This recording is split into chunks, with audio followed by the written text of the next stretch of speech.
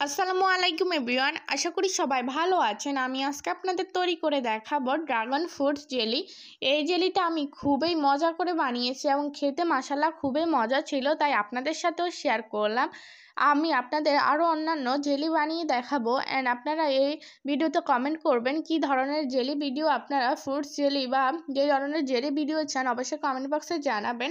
তাহলে কথা না বাড়িয়ে শুরু করা যাক। তাহলে রেসিপিটা শুরু করলাম। এখানে আমি প্রথমে ড্রাগন ফ্রুটসটা কেটে নিব। দেখুন আমি এই সাইজের একদম বড় সাইজের একটা ড্রাগন ফ্রুট নিয়েছি। এখন আর ড্রাগন ফ্রুটের অত দাম নেই, খুব সহজে আপনারা কিনে নিতে পারেন, কিনে নিলেই হবে। একদমই আমি একটা বড় সাইজের নিয়েছি, আমি বেশি বানাবো না, তাই আমি এখান থেকে অর্ধেকটা নিব আর অর্ধেকটা রেখে দিব অন্য একটি কাজে আর কি লাগাবো, অন্য একটি রেসিপিতে। তো আমি এখানে একটি অর্ধেক সাইজের ড্রাগন ফলটা নিয়ে নিলাম। এখন আমি সুন্দরভাবে এটার খোসাটা ছাড়িয়ে নেব। খোসা ছাড়ানো খুবই সহজ, জাস্ট এভাবে একটু কেটে নেবেন। আর এভাবে কেটে নিলে পুরো সুন্দরভাবে পুরো খোসাটা খুলে যাবে। দেখতেই পাচ্ছেন আমি কত সুন্দরভাবে খুলে নিচ্ছি। আপনারা যেই কাটিং বা যেভাবে যে শেপে দিতে পারবেন, এরা কোনো নির্দিষ্ট করা নেই, আপনারা যে কোনো শেপেই করতে পারেন। দেখতেই পাচ্ছেন আমার হাত একদম সব লাল হয়ে গিয়েছে। ড্রাগন ফ্রুটের একটা সৌন্দর্য জিনিস হচ্ছে লাল হয়ে যাওয়া, একদম মুখ খেলেই সব মুখ জিভ সব কিছু একদম হাতটা সব লাল হয়ে যায়। এটা আমার দেখতে খুবই ভালো লাগে। আমি যতবারই ড্রাগন ফ্রুট খেয়েছি সবগুলো আমি লাল খেয়েছি, সাদাটা একবারও পাইনি, সবসময় লালটাই পেয়েছি। দেখতে পাচ্ছেন আমি ছোট ছোট করে কিউব করে কেটে নিয়েছি। এগুলোকে আমি সুন্দরভাবে কিউব করে কেটে উপর দিয়ে এভাবে কেটে নিচ্ছি, ছোট সাইজ। এভাবে আমি সবগুলো কেটে নিব।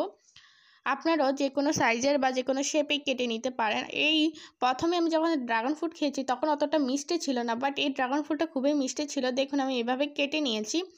এখন আমি একটি মোল্ডের মধ্যে এগুলোকে নিয়ে নিব। দেখতেই পাচ্ছেন এগুলোর মোল্ডের মতো নিয়ে নিচ্ছি। দেখুন আমি মোল্ডের মধ্যে এভাবে সুন্দরভাবে সাজিয়ে দিচ্ছি, যাতে জেলিটার ডোটা ঢালার সাথে সাথে এগুলো সুন্দরভাবে ওর সাথে সেট হয়ে যায়, উপরে দেখতে সুন্দর দেখাবে, তাই এভাবে দিয়ে দিলাম মোল্ডের মধ্যে। আর বাকি ড্রাগন ফ্রুটসগুলো আমি একটি বাটির মধ্যে দিয়ে দিচ্ছি। দেখতেই পাচ্ছেন কতটা সুন্দর লাগছে। এখন আমি ডোটা তৈরি করে নেওয়ার জন্য এখানে আমি পানি দিয়ে দিলাম, চুলায় কড়াই বসিয়ে তাতে পানি দিয়ে দিচ্ছি। এখানে আপনারা যে পরিমাণ দিয়ে দেবেন, এখানে আমি ডাবের পানি ইউজ করেছি। মিষ্টির জন্য আমি এখানে প্রায় 2 টেবিল চামচ চিনি দিয়ে দিলাম। ডাবের পানি যদি মিষ্টি হয় বা আপনারা মিষ্টি খেতে একদমই কম পছন্দ করেন তাহলে না দিলেও হবে চিনিটা। এখানে আমি আগার আগার পাউডার দিয়ে দিয়েছি 1 টেবিল চামচ। এখন আমি ভালোভাবে মিশিয়ে নিচ্ছি, ভালোভাবে মিশিয়ে একদম জাল করে নিতে হবে। দেখতেই পাচ্ছেন আমি সবগুলো উপকরণ ভালোভাবে মিশিয়ে নেওয়ার পর আপনারা চিনিটা স্কিপ করতে পারেন বা দিতেও পারেন, এটা আপনাদের নিজের মর্জি মতো করবেন। তারপর আমি সবগুলোকে পুরোপুরি ভালোভাবে ডোটা তৈরি করে নেওয়ার পর এখন নামিয়ে নিলাম। আমি যে মোল্ডের মধ্যে ড্রাগন ফ্রুটগুলো সুন্দরভাবে দিয়েছি ওর মধ্যে গরম থাকতেই আমি ঢেলে দিলাম। দেখতেই পাচ্ছেন এভাবে আমি পুরো সুন্দরভাবে ঢেলে নিয়েছি। দেখতেই পাচ্ছেন কতটা উপরে ধোঁয়া উঠছে। এখন আমি সুন্দরভাবে একে একে সবগুলো ড্রাগন ফ্রুটস দিয়ে দিচ্ছি।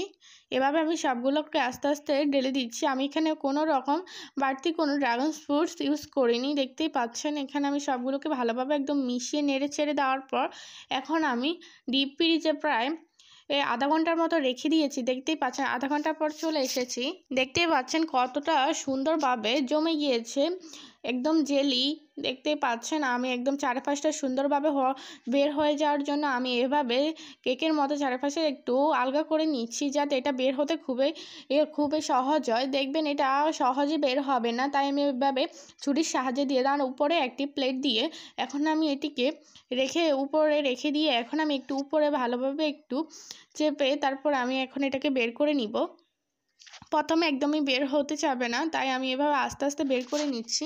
দেখুন জেলিটা দেখতে কতটা লোভনীয় লাগছে, মাশাআল্লাহ খুবই সুন্দর লাগছে। কালারটা জাস্ট আপনারা দেখুন, আমার কাছে এটা খুবই ভালো লেগেছে। আমার দেখতে ভালো লাগছে, খেতে একদমই ইচ্ছে হয়নি, কারণ এটা দেখতে খুবই ভালো, খেতে আরও মজা ছিল। এটার কালারটা আমার খুবই পছন্দ, আমার পছন্দের কালার হয়েছে, তাই আমি এটা রেখে দিতেই চেয়েছি। বাট সবাই মিলে আমরা খেয়েছি, খুবই মজা ছিল।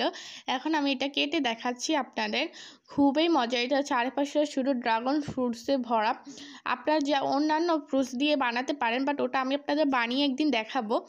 অনেক ধরনের ফ্রুটস দিয়ে আমি এটা বানিয়ে জাস্ট আমি এটা ড্রাগন ফ্রুট দিয়ে বানিয়েছি। দেখতেই পাচ্ছেন কতটা সুন্দর লাগছে।